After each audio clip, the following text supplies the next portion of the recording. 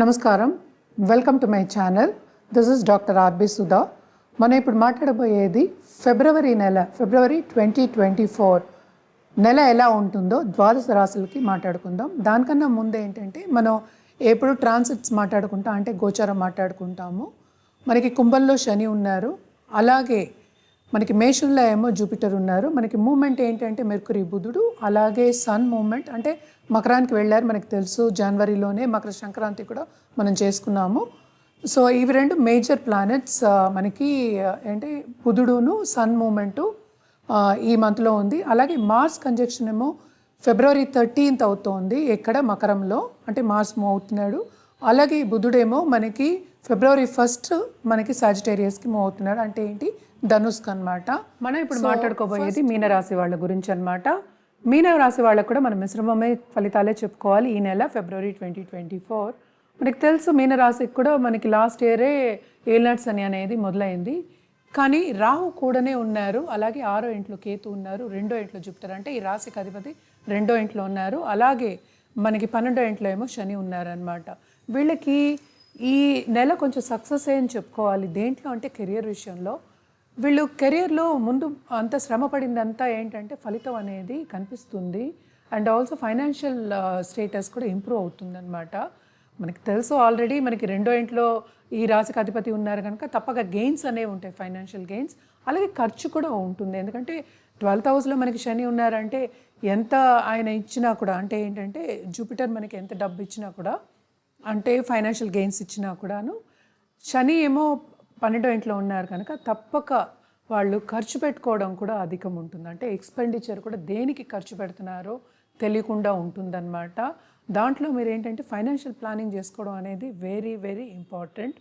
అలాగే మనం చూసామంటే వీళ్ళకి ఎక్కడ ప్రాబ్లం ఉందంటే హెల్త్ విషయం, అలాగే ఏంటంటే మనకి ఫ్యామిలీ ఇష్యూస్ కొంచెం ఎక్కువ అవుతాయి అన్నమాట. కూడానే రాహు ఉన్నారు కనుక మనకి తెలియదు, మన ఏంటంటే మనతో పాటు ఉన్న వాళ్ళే మనకి సహకరించారు అన్నమాట. కూడానే రాహు ఉన్నారు. అలాగే మనం ఫారిన్ ట్రావెల్ అనేది ఉంటుంది, వీళ్ళకి ట్రావెలింగ్ ఎక్కువ ఉంటుంది, అలాగే శ్రమ కూడా అధికం పడతారు. అలాగే ఇన్వెస్ట్మెంట్ రంగంలో ఉన్నవాళ్ళు కానీ లేకపోతే ఫైనాన్షియల్ మార్కెట్లో ఉన్న వాళ్ళందరికీ కూడా ఫైనాన్షియల్ గెయిన్స్ వస్తాయి, కానీ అది మళ్ళీ పోయే ఛాన్సెస్ ఎక్కువ కనిపిస్తున్నాయి అన్నమాట. 6th కేతు ఉన్నారు కనుక తప్పక ఎనిమీస్ అందరూ ఎక్కువ అవుతారు. ఎందుకంటే మనం పార్ట్నర్షిప్ బిజినెస్ చెప్పుకోవాలి అంటే వీళ్ళకి కాంపిటీటర్స్ చాలా ఎక్కువ అవుతారు. అలాగే స్పోర్ట్స్ పీపుల్ ఉంటారు కదా ఈ రాశిలో ఉన్నవాళ్ళు, వాళ్ళందరికీ కూడా ఏంటంటే ఫలితాలు అంత బాగాలేదనే చెప్పుకోవాలన్నమాట. మనకి మార్స్ మూమెంట్ ఉంది, అలాగే మనకి సన్ మూమెంట్ ఉంది, అలాగే ఈ మంత్లోనే మనకి వీనస్ మూమెంట్, అన్ని మూమెంట్స్ ఉన్నాయి. అంటే 11th 12thలోనే అన్నీ ఉన్నాయి. సో ఈ నెల మొత్తం మిశ్రమంగానే ఉంటుంది. గెయిన్స్ కనిపిస్తున్నాయి, అలాగే ఎక్స్పెండిచర్ కూడా చాలా ఎక్కువ కనిపిస్తున్నాయి అన్నమాట. వీళ్ళు ఏంటంటే కొలీగ్స్, అంటే వీళ్ళు చేసిన సబ్జెక్ట్ కానీ వీళ్ళు చదువుకున్న సబ్జెక్ట్లో కానీ వీళ్ళకి బాగా పై చేయి ఉంటుంది, చదువు అనేది ఎక్కువ ఉంటుంది, స్టడీస్ అంటే మక్కువ చూపిస్తారు, శ్రమపడే యోగం కనుక తప్పక చదువు అనేది ఎక్స్టెండ్ అవుతుంది, ఇంకా పై చదువులకు కూడా వెళ్తారు, బాగుంటుంది. అలాగే ఈ రాశిలో ఉన్న పాలిటీషియన్స్కి అంత బాగాలేదు, మిశ్రమ ఫలితాలనే చెప్పాలి. ఎందుకంటే పొజిషన్ వచ్చే ఛాన్సెస్ లేదు, రికగ్నిషన్ అయితే ఉంటుంది కానీ పొజిషన్ అయితే కనిపించట్లేదు. అలాగే మనం పరిహారాల విషయానికి వచ్చాము అంటే తప్పక శని చాలీసా చదువుకోవాలి. అలాగే శని చాలీసా చదువుకోకపోతే హనుమాన్ చాలీసా లేకపోతే శని స్తోత్రం కూడా చేయడం మంచిది. అలాగే తైల దీపం సాటర్డే వెళ్ళి వెలిగించడం మంచిది. అలాగే హనుమంతుడికి మంగళవారం తప్పక, ఇది మాత్రం తప్పక చేయండి, హనుమంతుడికి మంగళవారం వెళ్ళి దీపం వెలిగించుకుని మీ పేరు మీద పూజ చేయించుకోవడం అనేది చాలా చాలా మంచిదన్నమాట. అండ్ ఆల్సో ఒక గోవుకి మనం దానం చపాతీను అలాగే పళ్ళు పెట్టడం అనేది, ఒక చపాతీ పెట్టడం మంచిది. ఎందుకంటే సంతో కూడిన ఒక ఇది కనుక మనం వీట్ చెప్పుకుంటాం. అలాగే ఏంటంటే బ్లాక్ ఉరద్ దాల్ దానం ఇవ్వడం మంచిది, రాహు ఇదన్నమాట. సో ఇవన్నీ చేయడం మూలాన్ని కొంచెం మీకు ఊరట కలుగుతుంది, ముందుకు సాగే ఛాన్సెస్ కనిపిస్తాయి. అలాగే చాలామంది హెల్త్ విషయం బాధపడే వాళ్ళకి కూడా కొంచెం ఈ నెల ఊరట కలుగుతుంది, కొంచెం మంచి సూచనలు కనిపిస్తున్నాయి అన్నమాట. కానీ ఏంటంటే వీళ్ళ ఇంట్లో ఉన్న పెద్దల ఎల్డర్స్ హెల్త్ విషయం సెన్సిటివ్ అవుతుంది, చూసుకోవాల్సిందే ఈ నెల. మనం మాట్లాడుకునేది ఏంటంటే ఈ నెల అంటే ఏంటి, ఫిబ్రవరి నెల 2024. మీరు జాతకం పరిశీలించుకోవాలి. ఇంకా మీకు మంచి సొల్యూషన్ కావాలి జాతక రీత్యా అన్నప్పుడు తప్పక కింద స్క్రోల్ అయ్యే ఈమెయిల్ ఐడికి సంప్రదిస్తే అన్ని వివరాలు చెప్పడం అనేది జరుగుతుంది.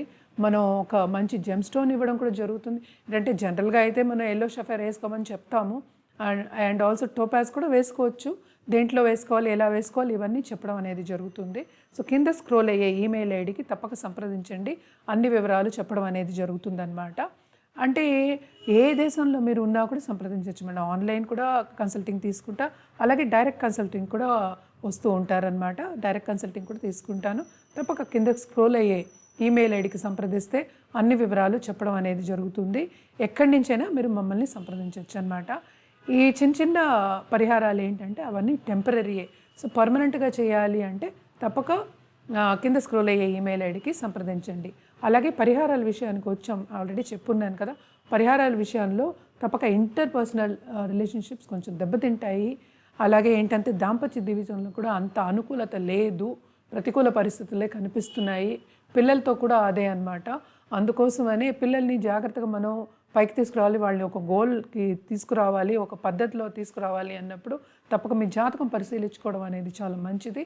పరిహారాలు అండ్ ఆల్సో ఏంటంటే జెమ్ స్టోన్స్, జాతిరత్నాలు మీ జాతక రీత్యా ఇవ్వడం జరుగుతుంది. తప్పక కింద స్క్రోల్ అయ్యే ఈమెయిల్ ఐడికి సంప్రదించండి.